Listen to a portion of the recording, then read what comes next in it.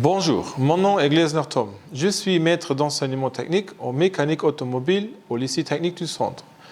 J'aimerais vous présenter la formation de technicien en mécanique et mécatronique automobile. Le mécatronicien s'occupe de l'entretien et de la réparation des véhicules automoteurs, hybrides et électriques.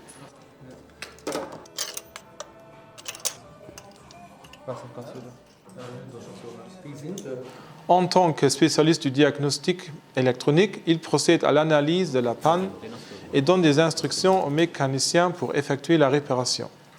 Il peut par ailleurs occuper des emplois divers dans le domaine de la fabrication, de la transformation, de la maintenance et du contrôle technique des véhicules. Pour s'intéresser à notre section, il faudra certainement avoir une grande affinité pour la technique et faire preuve de capacité de raisonnement logique. Un sens prononcé de la précision sera aussi nécessaire. Les conditions d'accès minimales à la formation menant aux techniciens demandent d'avoir reçu une classe de 5e générale avec un niveau globalement avancé en mathématiques, ainsi qu'un avis favorable de la part du conseil de classe. La formation menant au diplôme de technicien prend 4 années, plein temps et avec des stages d'entreprise.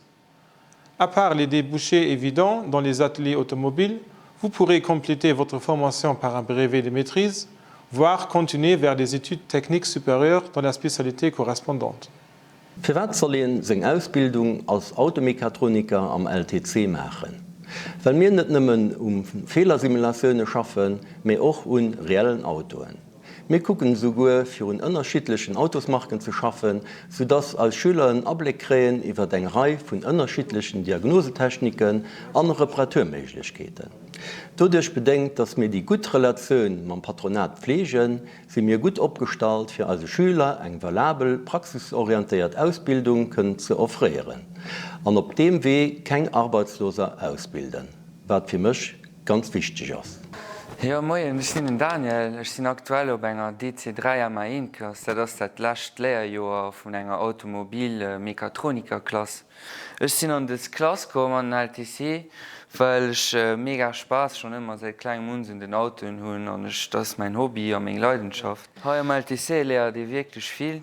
Wir machen ganz viele motortechnische Sachen. Zum Beispiel am letzten Jahr alles, was Steuergerät, Motormanagement ist.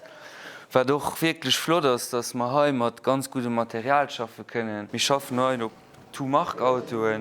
Wir machen ganz viel Diagnostik von all den Fehlern. Hier kriegen wir wirklich beigebracht, wie wir die Fehler sicher sollen gehen, wie wir sollen umgehen, das Ganze. War doch ganz flott, dass für uns hier noch beim Patron, dass wir das auch weiter erkennen können. War doch noch flott, dass die Kommunikation zwischen dem Prof an der Schule und dem Patron, die ganz viel nicht kommunizieren und immer froh, wie das geht, wo wir dran sind. Ja, und das war am Anfang auch schon, das ist ganz interessant hier an dieser Schule. Und die Klasse ist ganz flott, die Profs sind top. Und ich hoffe, dass ihr Weg fand. Und ja, voilà.